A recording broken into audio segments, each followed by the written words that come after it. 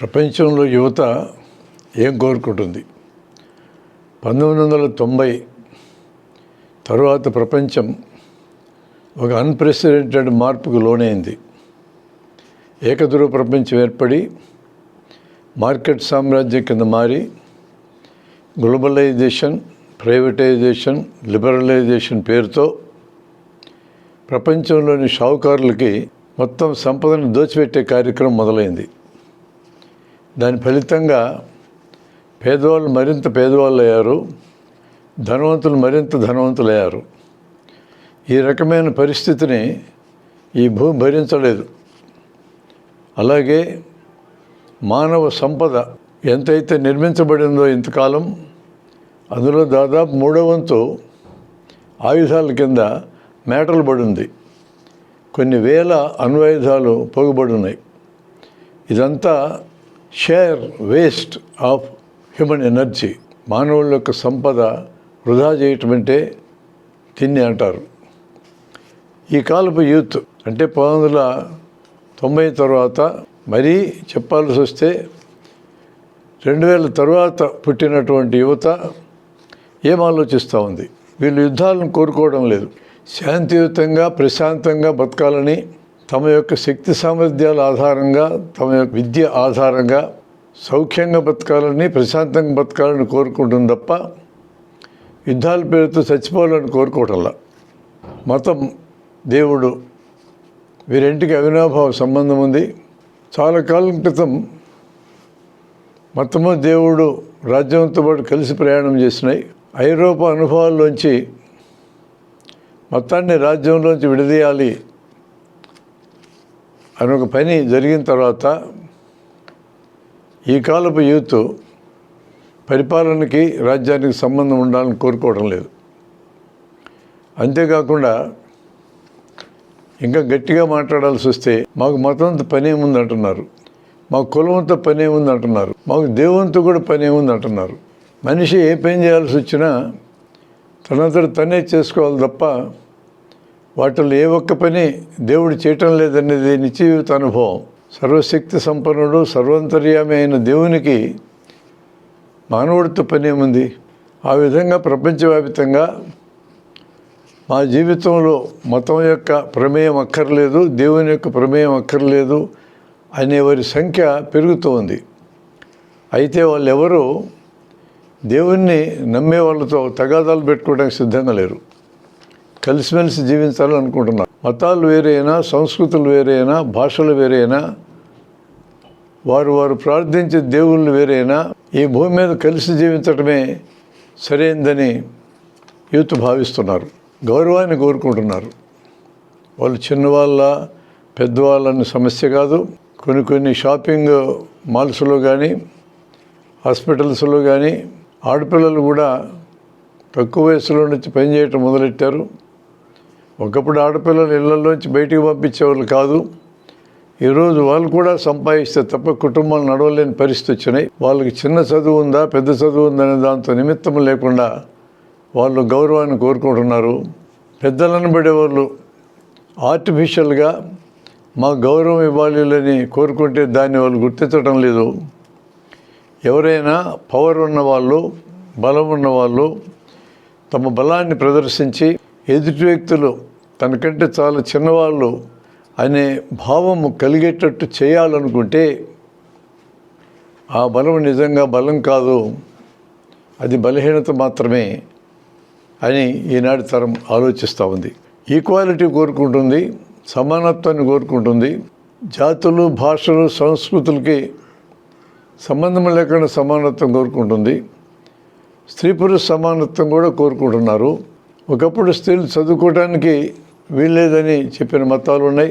ఒక పురుషుడి సాక్ష్యం ఈజ్ ఈక్వల్ టు 2 స్త్రీల సాక్ష్యం అని చెప్పిన మతాలు ఉన్నాయి. అసలు స్త్రీల వల్లనే సమాజం నాశనం అవుతుందని మాట్లాడిన మతాలు ఉన్నాయి. వీటన్నిటికీ కాలం చెల్లింది. ప్రకృతి సిద్ధంగా స్త్రీలు పురుషులని తేడాలు తప్ప మానవులంతా ఒకటే. అందరికీ ఒకే రకమైన గౌరవము, సమానత్వం అందాలని ఈ తరం కోరుకుంటుంది. ఆ క్రమంలో ఈక్వాలిటీ అనేది, సమానత్వం అనేది ఆధునిక మానవ విలువల కింద మారిపోయింది. మోసపూరితమైన మాటలు, అబద్ధాలు ఆడడం, నిత్యము నటించటం, ఈ పనులు ప్రపంచంలో ఎక్కడ రాజకీయ నాయకులు చేసినా వాటిని యువత గమనించగలుగుతున్నారు, వాళ్ళని నమ్మడం మానేస్తున్నారు. ప్రకృతి వనరుల్ని అడ్డుగోలుగా వినియోగించుకొని కొద్దిమంది సంపదలు విరివిగా పెరగడానికి దారితీసే కార్యక్రమాలని యువత ఆమోదించడం లేదు. ఈ దోపిడీ చేసే వాళ్ళకి నదులు చాలడం లేదు, భూములు చాలడం లేదు, అడవులు చాలడం లేదు, సముద్రాలు చాలడం లేదు. అన్నిటిని దిగమింగి కొద్దిమందికి మాత్రమే సంపదను సృష్టించే కార్యక్రమాన్ని యువత ఆమోదించటం లేదు. తరతరాలకి సరిపడా ఆస్తులు పోగు చేస్తామనే భాషని వినడానికి వాళ్ళు సిద్ధంగా లేరు. ఒక డాక్టరు రియల్ ఎస్టేట్ బిజినెస్ చేసి 100 ఎకరాలు సంపాదించి అమెరికాలో తన కుమారుడికి ఫోన్ చేసి నువ్వు ఒకసారి వచ్చి భూములన్నీ చూసుకొని పోని చెప్తే అతను చెప్పిన మాట ఏంటంటే, నువ్వు అమ్మితే అమ్మి డబ్బు, లేదంటే వదిలేయి, నేను వచ్చా భూములు చూసుకునే సమస్య లేదని జవాబిచ్చాడు.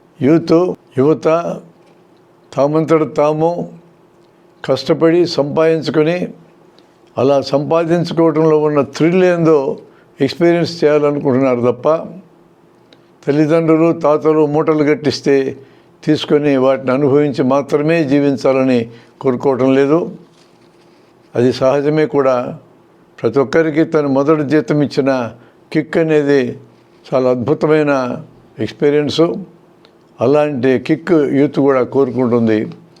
సరైన దారిలో యూత్ ప్రయాణం చేసినప్పుడు అలాంటి ఒక అప్రైట్ ప్రవర్తన సంపాదించుకుంటుంది. అదే సమయంలో యూత్ దారి తప్పి లేదా అనంటే యూత్ దారి తప్పడము, యూత్ సక్రమంగా ఆలోచించడం రెండూ ప్రతి తరంలోనూ ఉన్నది. ఈనాటి తరం యూత్ దారిలో లేరని మనం మాట్లాడితే మన ముందు తరం మనల్ని కూడా ఇలానే అన్నది.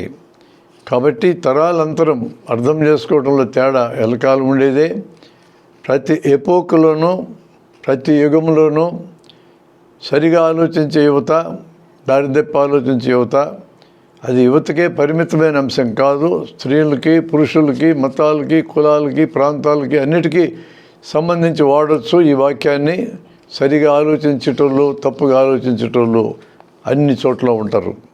పిల్లల్ని విపరీతంగా కనాలని ఆలోచన ఈ కాలపు యూత్కు లేదు. ఇదివరకు 2 పిల్లలు అనేవాళ్ళు, 2 పిల్లలు కూడా అక్కర్లేదు, ఒక్క బిడ్డ చాలంటున్నారు. ఆ ఒక్క బిడ్డను కనడం కూడా వాయిదా వేయాలనుకుంటున్నారు. ఈరోజు తన పిల్లలు బాగా జీవించడానికి అవసరమైన ఆర్థిక వనరులు సమీకరించుకున్నాకనే పిల్లల్ని కనాలని ఆలోచిస్తూ ఉన్నారు. ఇదివరకు శీలము గురించి మాట్లాడేవాళ్ళు అది స్త్రీకే ఉండాలని చెప్తూ ఉండేవాళ్ళు. అలా చెప్పేవాళ్ళు ఇప్పటికీ ఉన్నప్పటికీను శీలము అనేది ఇద్దరికి సంబంధించిన విషయం. స్త్రీలు చెడిపోయారని మాట్లాడాల్సి వస్తే పురుషులు చెడిపోకుండా స్త్రీలు మాత్రం ఎలా చెడిపోతారు? ఈ విషయాన్ని ప్రస్తుతం యూత్ అర్థం చేసుకుంటుంది. అందువలన పెళ్ళికి లేదా సహజీవనానికి ముందే సెక్షువల్ రిలేషన్స్ ఉన్నాయా లేవా పెద్దగా పట్టించుకోవటం లేదు.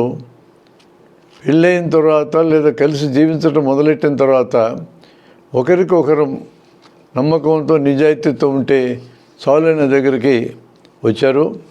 డబ్బులు కావాలి అనే కోరిక ఈ కాలపు యూత్కు ఉంది. కానీ అపరిమితంగా సంపాదించి గుట్టలు పోగేద్దామని ఆలోచన లేదు. వారంలో 4-5 రోజులు పనిచేయాలి, హ్యాపీగా సంపాదించాలి, 2 రోజులు ఖర్చు పెట్టుకోవాలి, మళ్ళీ వారాంతానికి మళ్ళీ పని చేస్తే తప్ప డబ్బు మిగిలే పరిస్థితి ఉండదు. అలాంటి లైఫ్ స్టైల్కి ఎక్కువ మంది యూత్ అలవాటు పడిపోయినారు.